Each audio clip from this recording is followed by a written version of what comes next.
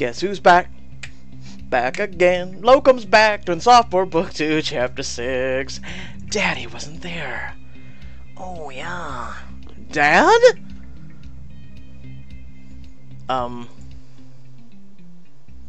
Before the man can on the porch can say a word, Chris slams the door closed. He runs his hands through his hair, pacing as he stares at the closed door. You lower your voice. Was that your dad, Chris? I thought he was out of the picture. He was. I haven't seen him for years. Are you gonna open the door? Are you okay with him being here? I don't know. I don't know what's going on. He left out of the blue nearly 10 years ago, and now he just shows up the same exact way? Well, not exactly, but okay. I want to know how he found out where you are. That's kind of stalkerish. The rest of your friends approach, having overheard everything that's happening. Jesus God, we haven't seen your suit. Did we see his suit in the last video? Wow, is that yellow? If you don't want him here, we can ask him to leave. You don't have to do anything you aren't comfortable with, Chris. I think I want to talk to him. At the least I can get some answers. But jeez, my head's spinning right now. What the hell do I even say when I open the door? Make him do the talking. Like you said, he showed up out of the blue. It's on him to explain what he's doing here. Chris takes a deep breath. Opens the door again. His father stands on the porch, awkwardly shifting his weight. Well, what are you doing here? There was never gonna be an easy moment to come back, but I didn't want to spend another day not talking to my son. Dad, you're the reason you haven't been talking to me. 9 years go by. And you think that we can just pick up where we left off? Like, I'm sorry, but I don't know how to feel about seeing you yet. Of course not. His eyes dart over to you and your friends. I'm sorry to drag you all into this middle of this awkward family reunion. This is Caitlin, Zach, Becca, Abby.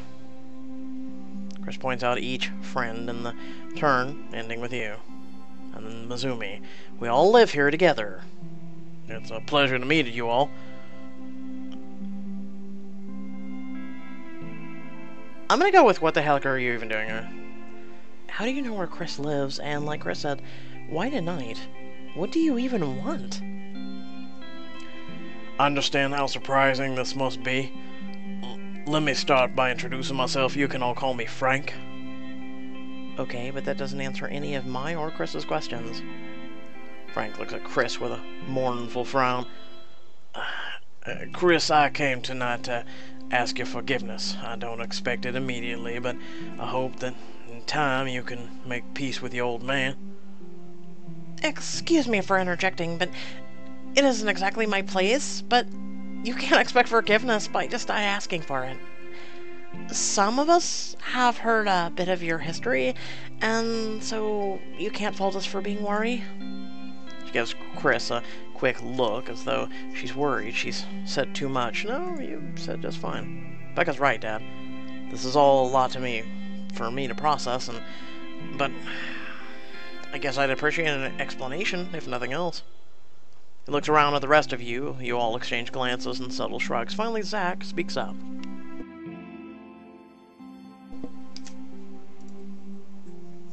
If Chris wants to invite you inside for a little bit, Mr. Powell, I think we're all okay with that. I can whip up some tea, hot chocolate for all of us, since we all just got back, too. What do you say, Dad? Want to come in for a little bit? I'd love that.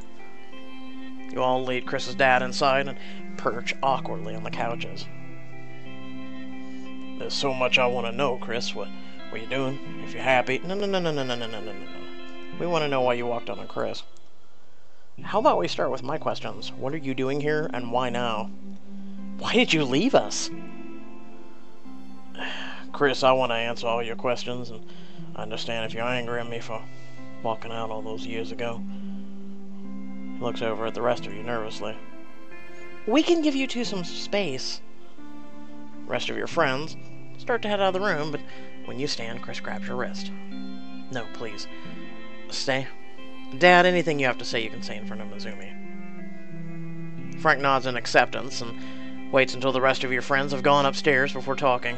Of course, we have to further the plot. God damn it. Chris, the truth is, all those years ago, I didn't like the life I was living. I didn't like the man I was.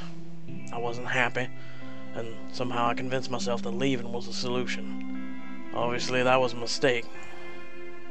Are you saying you weren't happy being my dad? AJ and Kyle's dad? No. You and your siblings were always the best part of my life. That's why you walked out of their lives for 10 years. Oh, man. I just felt like I wasn't providing enough for you to warrant sticking around. I thought you were better off without me. And maybe I was right. Look at you. You seem to be doing so well for yourself. I guess I've been doing okay. Okay. Chris has been doing amazing things.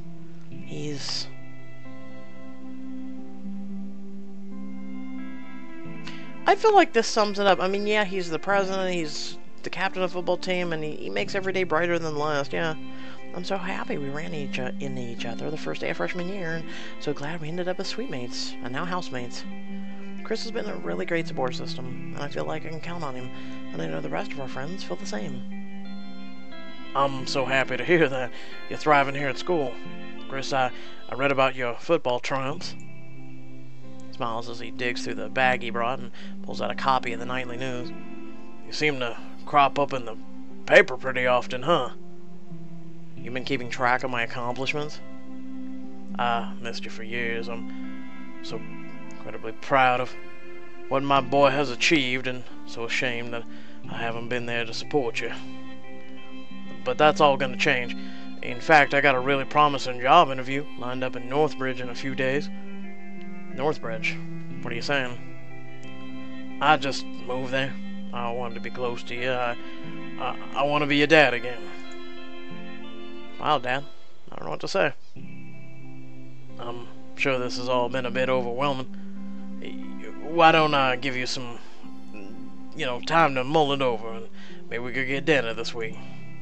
Then I promise I'll explain everything. I'd like that. How about Monday? Frank grins widely, the tears brim in his eyes. Before you or Chris can react, he wraps Chris in a hug.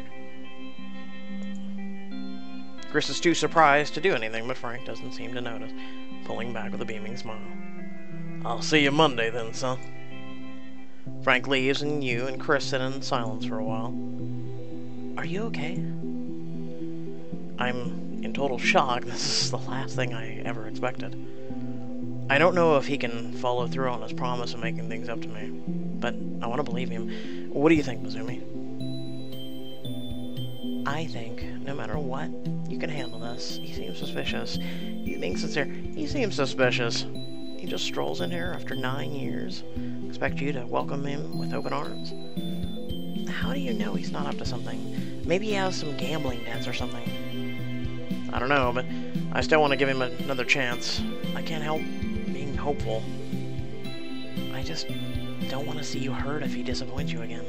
And if he does, I'll totally kick his ass for you. Thanks, Mizumi. I'll be careful. So, you're up for this dinner? I'm cautiously excited. It's weird. Part of me actually hopes I'll impress him, even after everything he's done. He's still my dad, and I guess just instinctively want his approval. Chris, I think it's safe to say that you'll have no problem impressing him. He's the one who should be working for your approval. But if you're feeling hopeful, then all I want is for things to work out for you. You give Chris a tight hug. You've got this, Chris. Thanks, Mizumi. Now I bet you're exhausted. The festival, book release, and all of this. Yeah, I could definitely use some sleep, and so could you. You've been through a lot today, too. Two of you wish each other a good night and part ways. You curl up in your bed for much-needed sleep. That was me yesterday. After days of not sleeping, dealing with Pixelberry and their crap, finally last night I just said screw it and I laid down. Monday arrives. Before you know it, you wake up uneasily, knowing that your house's second inspection is later that morning. Sighing, you get up to pick out your outfit for the day. We're going to be just fine with the outfit. Thanks, though. Okay, time to face the music. And speaking of music, yes, this happens now. There's no music. You go to the living room to find Zach and Caitlin nursing cups of coffee. Brows furrow. Becca runs around, straightening up the room. You all look grim. I'm just nervous. And so am I. I'm technically just visiting. We're going to be fine. We've put so much love and work into these home repairs. There's no way we won't pass. Are you kidding? If Jaquin has taught me anything, it's that not even love and work can escape the ravages of time and entropy. Wow, Becca. I can't believe I'm saying this, but maybe you shouldn't listen to your boss so much.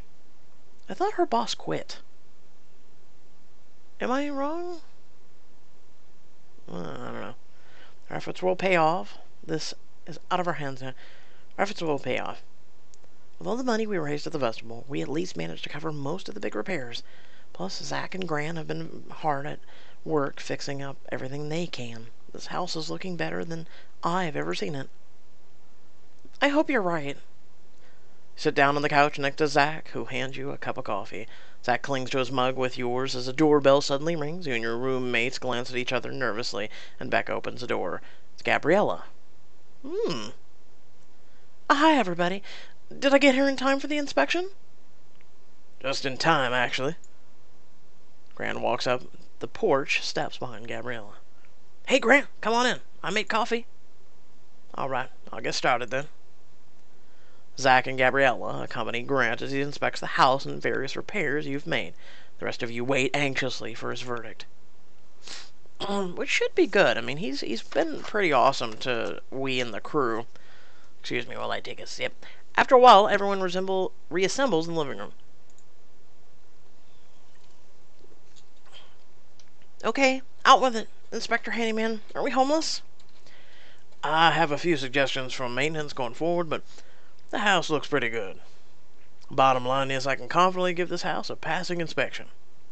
You, Zach, Caitlin, cheer as Becca breathes a deep sigh of relief. Abby gives Chris a high five. Oddly, Gabriella still looks troubled. I should warn you that this house hasn't aged well. Addressing its maintenance needs is, going to be an ongoing process. But for now, you should celebrate. If you keep up the future repairs as they arise, this house will be standing another 100 years from now. You thank Grant as he fills out the paperwork certifying your house's passing score, and then takes his leave. Gabriella bites her lip and turns to you. What? What's wrong? This is good news. We saved your dad's house. For now, maybe. But you heard what Grant said. I'll be paying for repairs for this place as long as it stands. Look, there's something I need to tell you. I've been contacted by a developer, and he wants to make me an offer. Yes, for the shopping mall, where your dad's house will be removed. Do you know what your father would say right now? Would you like me to recite it? Dela Cruz. Oh, there's music. Yeah, him. And obviously I'm not too happy with his plans to tear down my dad's house and build a mall. But you can't be considering it. With how hard we've worked to save this place? You heard Grant. I'm worried I won't be able to afford the upkeep on this house in the future. It's painful, but selling might be the simplest solution. Or you find someone like us who takes care of the blaze. Like, really? Houses take upkeep. Pipes rust and break and things like that. It happens.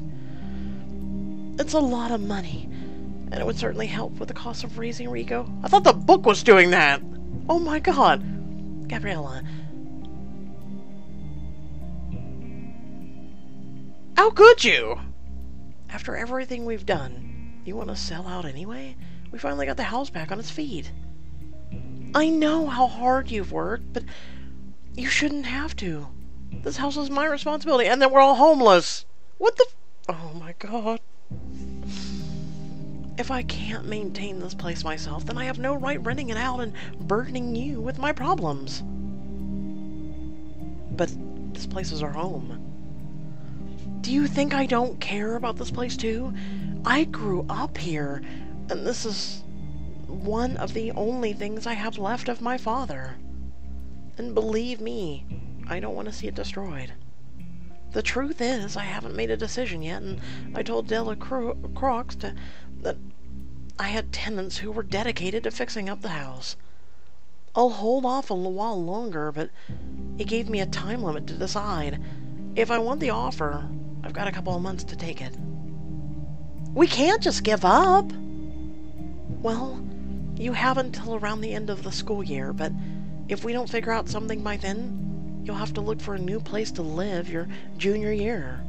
That's the best I can do for you. Gabriella leaves, and your housemates stand in stunned shock. What now? After everything, we're still gonna lose the house? No way. I'm not letting Della Croc's developments get their hands on this place. Come on, guys. We can't give up now. Not when there's a chance we can still find a solution. I'll text Raina. She knew a little bit about Della Croc's development, so she might have some ideas. Let's hear what she has to say. See? That's our Mizumi. Already has a game plan. Well, this girl's game plan is to get to class, then band practice after that. I guess we've got time to figure out what to do about the house, but which is good because I have to work tonight. And I have dinner. I guess that makes it you and me, Zach. How about a de-stressing night in? I'm down. See you tonight then. All of you head off to campus in your separate classes. You arrive home before any of your housemates that evening and flop down on your bed to do some homework. There's a knock on your door. Come in. The door opens and Chris comes inside. Hey, Mizumi. What's up, Chris? You sit up and pat the bed next to you. He drops a bag by the door and then sits, tapping his foot restlessly.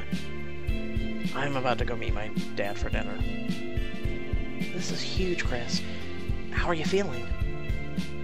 I'm nervous as hell, and I don't know if that's the nerves or what, but I guess I'd like to look extra put together when I see him. I want to show him that I'm doing fine without him, but I don't know if I'm trying to prove it to him or myself. Is there anything I can do to help? Care to help me with one of your specialties? And I don't mean a pep talk this time, I mean, I was thinking of a makeover. So that's what's in the bag. I swear if we bald you and cut off half of your head or something like Caitlin, Yeah, I've got a couple different looks in mind. Maybe a blast from the past or something new. Awesome. Let's see. What, the seventh heaven look? Oh my god! No! No! What is this? Hi, I've buzz cutted the whole side of my head. What is up with people buzz cutting? That is fine. I miss that, actually. But we're gonna pay 12 diamonds for his old look? I mean, let's put it this way. Okay, hi, seventh heaven. Like, all you have to do is cut your hair. No, why are you going back in time? No, seventh heaven, you look just fine. Go, just continue. I think you already look good. You don't need to change yourself to impress your dad, Chris. I guess you're right. This sweater is incredibly comfy, too. I guess I was just looking for something to change. Something I could control before I step into the unknown. Chris, I sincerely believe you'll do fine. And your dad is going to see a handsome, accomplished young man, no matter what you wear. Even though the other day you were wearing a suit. And I'm sure he was like, holy shit, my son. You should probably get going. You don't want to leave your dad waiting. Hey, he left me waiting 9 years. He can deal with it if I'm 10 minutes late. He breathes in deeply. Are you having second thoughts about the dinner after all? Second thoughts, third thoughts? I'm having a lot of thoughts. Chris, call me if you need an excuse to bail. Seriously, if you get to the restaurant and realize that your dad is a total... You cut yourself off. If he turns out to be a disappointment, you can call me and I'll make up some excuse so you can subtly ditch him. Have you done this before for friends on bad dates or something? What can I say? I help my friends get dates and out of them. Thanks, Mizumi. I think I'm ready to face it. You can do this, Chris. It's gonna be alright. Give Chris a hug and walk him to the door before he leaves to meet his dad. Later that evening, you and Zach are sprawled on the couch watching cartoons and eating hot fudge sundaes. $10 as the Tasmanian tiger catches the platypus this episode. Zach, why would you make that bet? The Tasmanian tiger is never going to catch the platypus. Doorbell rings and Zach hits the pause button. I wonder who that could be. Oh, something tells me I already know who it is. Follow Zach over the door. When you open it, a well-dressed older man stands on your porch smiling pleasantly. No. Just because Satan's standing on the porch and he has a nice smile doesn't make it pleasant. Good evening. You must be Mizumi and Zach, correct? Yes. Can we help you? I expect so. My name's Dorian Delacroix, and I spoke with your landlady recently. I was hoping I could come inside for a quick word. It's, rather chilly out here. Too goddamn bad. Stand out there. I hope it's a blizzard. Mr. Delacroix, you absolutely cannot come in. Delacroix's face darkens for a moment before returning to a pleasantly neutral expression. Now don't you think that's just a little inconsiderate? I'm simply here as a professional courtesy. Yeah, okay. I'm gonna go get the holy oil and I'm gonna start smearing it on the doorframe so you leave. Did you really think I'd let you into the house that you're trying to get destroyed? Very well. I'll say my piece here in the doorway while we all catch a chill. Oh, I'm sure your suit's nice and warm. Shut up. Stands in the doorframe, subtly blocking the door from closing. You grimace at Zach and reluctantly open the door further so he can enter. No! Mother of... No! You don't let the vampire in!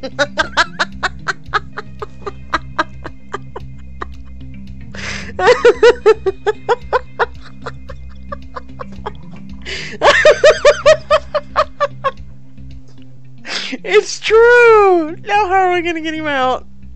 We rescind your invite. Get the hell out. Thank you. Was that so difficult? Gabriela Vasquez informed me that you don't want her to take the deal I'm offering. Thanks, Gabriela. Of course we don't want her to take the deal. You've been trying to sabotage the place and get it demolished from the start. I'm afraid I don't know what you're talking about. Don't play dumb. You had your son to sabotage our boiler. We could have died. Oh, no, I didn't make my son do anything. He has a flair for the dramatic, as I'm sure you're aware, and a tendency to behave stupidly when he's upset. It seems like you've had a rather histrionic My God, sir! Proclivity yourself, Zach. I assure you, any danger to you comes from the house itself. Old homes like these are just a few accidents away from being uninhabitable. It's best for everyone that this relic gives way to progress. That sounds like a threat. Oh, and it sounds like you have a paranoid streak. If you were concerned about where you'd go, I wouldn't dream of leaving such admirably driven young people out in the cold. I have innumerable connections. I would happily set you up in some of the city's finest apartments with a generous stipend for rent. Pulls out a checkbook and thumbs it through it carelessly. Are you seriously trying to bribe us right now? Of course not. It's called negotiation. I simply want to come to a mutually attractive agreement. You tell Gabriela to accept my overly generous offer to buy a decrepit property, and I'll make sure you face no further housing or financial insecurity. Wow. Like father, like son, huh? That's absolutely despicable. But I guess we shouldn't be surprised since Sebastian was willing to bribe Chris last year. Now we know where we learned that kind of behavior. Please don't lump me in with my son and his innumerous failures. He's weak-willed and frankly quite dumb and unsubtle. Okay, Trump. And now I see where he gets his tenacity to tear down other people down. How can you talk about your own son like that? I didn't come here to discuss Sebastian. I came to inform you that your occupancy here is going to end sooner or later. Well, all your scheming didn't get our house condemned, and we passed the city inspection. It's charming that you think that will ever slow me down, but we all know this comes down to Gabriella's decision. She may have a soft spot for you, but when push comes to shove, she'll be thinking about the providing for her son. This house is a large expense, and she's got too much pride to let you cover the costs with your little fundraisers.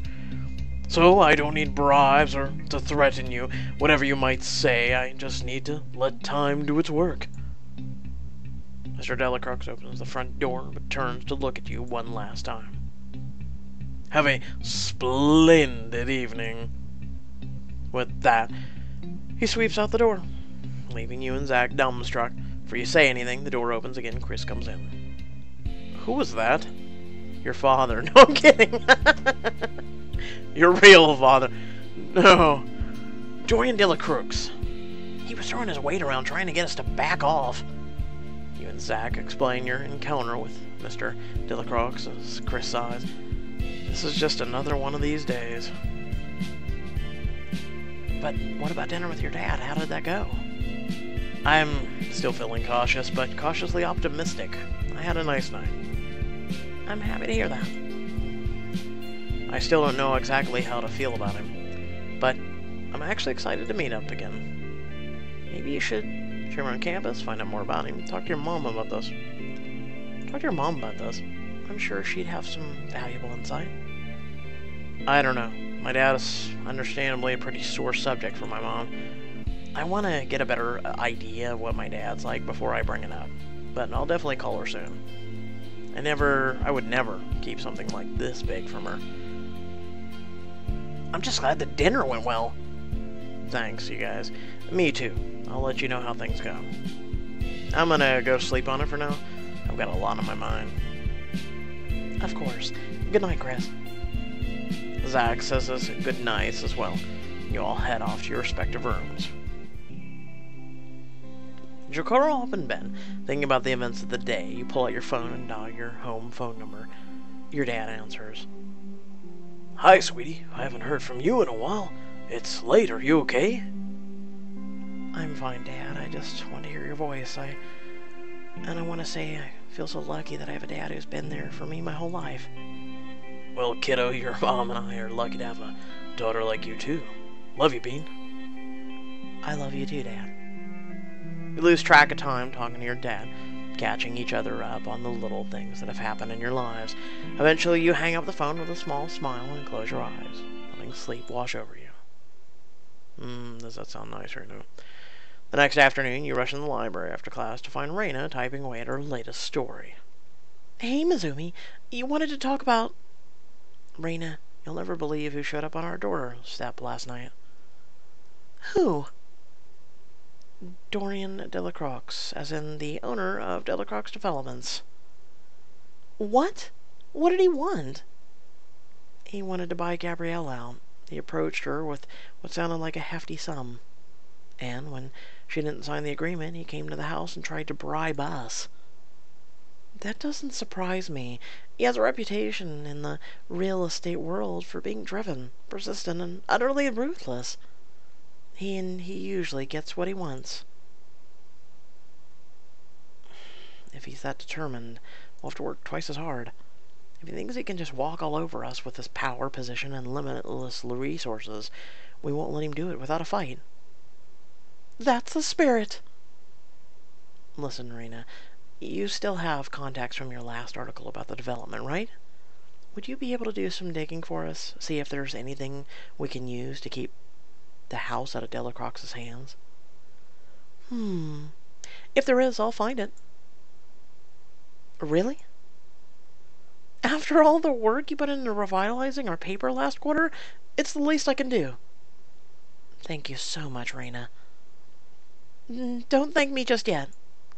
But be careful and keep an eye out if Mr. Delacroix makes any more unexpected appearances. Thank Raina again as you make your way out of the library. Yeah, like, him coming to your house and giving you a present, and he says, don't open it until I leave. It's probably a bomb. As you're crossing campus, you stop by the dance studio. When you walk in, you see Zig stretching in a stretchy leotard, warming up by himself. Holy can we see this? Hey, Zig.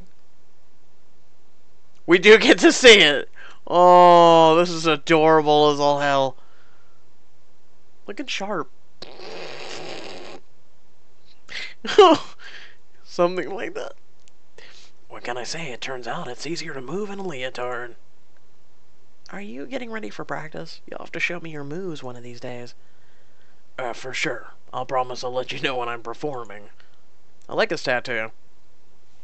How's life doing outside of dance? I wanted to check in and ask if there's been any updates on the Manny situation. Nope. I haven't even heard from him, thankfully. It's an owl. Are you feeling okay about it all? I'm still pretty confused, or conflicted, but as long as our paths don't cross, it all feels pretty distant. And dance has been a good outlet for any pin-up negative feelings. I've been getting along with my teammates too. It's weird, but I've been hanging out with Chelsea a little, and if you can believe that. Hey, stranger things have happened, and I'm glad you're making friends. Yeah, she's actually pretty cool, and I'm digging dance, both as an art form and a way to meet new people. Zig, it sounds like you're thriving. And you're enjoying being part of a community and making friends. Thanks for the status report. Hey, aren't I allowed to be happy for you? Of course. The kicker is I'm pretty happy for me, too. I don't know if I'll be doing all this without you believing that I could, so yeah, thanks. And hey, if you want to hang out in the studio with me, I could use practice audience to help me rehearse. Ooh, what have you been practicing? The whole shebang. A little bit of jazz, a little bit of contemporary, some hip-hop, some ballet. I'm becoming even more multi-talented than I already was. You'd be impressed. Aww! I need to call it a day. A lot has been happening. I didn't even realize. Want to talk about it? Not now, but it's house stuff, as usual. I'll give you details later. For now, just have fun and with your dance practice. That and we're worried he might go beat the shit out of Sebastian. I need to go reunite with some of that leftover cake from the book launch. You give Zig a hug and wave as you head back towards your house. By the time you get home, you're exhausted. You let your bag sink to the floor with a groan, and Abby comes out of the kitchen. Long day? Let's just say it's been an interesting day. You? The econ class is kicking my butt. You head into the kitchen. Thankfully, I saved a handy short-term cure for colitis in the fridge. You open the fridge. What? No! What is it? What's wrong? My cake, it's gone. I put the cake in the fridge and now it's not here. You look around the room and notice a plate dotted with crumbs and smeared with frosting on the coffee table. Abby, was it you? I'm sorry, Mizumi. I didn't even know anyone was saving it. Really? Really?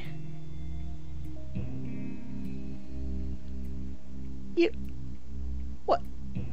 You ate a cake that came from the book Mother... No, okay, now you pissed me off. I don't give a shit about you and your Tyler situation. Now I'm upset. How could you? Is it that big of a deal? Mother of... What? You ate my cake! I can't have my cake and eat it too, apparently.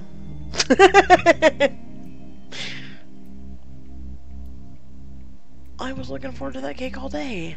With everything I've had to juggle, that dessert was my lifeline today. I'm sorry. It was really just an accident. No! Shut up! What? How did it accidentally happen? Did the cake fall out of the fridge and into your mouth? Get the hell out of my house! No, I'm serious. I will kick a person out. That's like taking the last of my coffee. That ain't gonna fly. It wasn't labeled, so I just assumed. No, I get it. It's a shared fridge. But you have your own fridge. In your own apartment. What are you saying? Get the out of my house! I'm saying, maybe it's time you thought about moving back. Whoa! I didn't mean to sound ungrateful, but isn't that a bit of a leap? No, go back to your own damn house. It was my cake. Look, Mizumi, please check the goddamn coffee container. Is it? I mean, make yourself at home is one thing, but this isn't about the cake, is it? The cake was the straw that broke the camel's back. You're my friend, Abby, but this was never intended to be a permanent thing. I get it. I really do, but no. Nothing, Abby. You need to talk to Tyler. Is Abby's time in your house almost up? No, it's up. It's up. She ate my cake. Find out in the next chapter, Sophomore. She ate my cake. Like, there are rules. I am now triggered more about a cake that doesn't exist than I am about Chris's dad. Are you serious right now? I'm triggered about the cake. I'm legit triggered. This is flooring me all to hell. Wow, okay. Step back from the cake. Move on. It's a cake. Okay, next. So, by the way, here you go. Here's a little personal. For those who always stay to the end, by the way, you always get a reward. For those who don't, and they bounce, like, mid-whatever, they're hoping diamonds were spent and that's it. I'm noticing, trust me. So, if you did stay at the end, here you go. Here's a little tidbit of information. I don't have a father. My father, pretty much at the ripe age of before I was a year old, was, I mean, hell, I was still in my mom's womb when he started treating her like crap. Let alone when I was born. He turned into a real a-hole. And, so my mom, after my father literally tried to kill me, and was being abusive to her, my life is just fantastic. She moved in with, her father's side of the family to get stabilized so she could move. And then, they helped her, you know, get away from him because of the way he is. And he didn't really chase after her, but, you know, she needed help getting out of the house, basically. And, so then she moved, and, my father never cared. He really didn't. He really didn't. And, no cards, no, hey, how's my son doing, no reaching out, no doing nothing. So, hey, if you ever run into a little Cuban guy, down in New Mexico, tell him I said hi.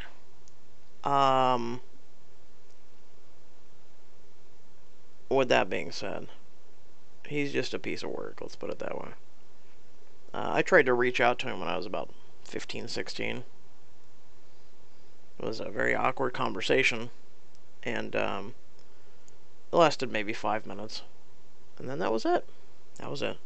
No communication ever since. It had a very available landline open, and nope, not how you doing, what's up, just, yeah, anyway. That being said, I hope y'all did enjoy the video. Feel free to head down the description below. There is links to social media, Discord, as well as a few links to support my channel. Please do so. Otherwise, if you're not able to, hit that like and share button. And until next time, stay well, stay awesome, and thanks for watching. Peace.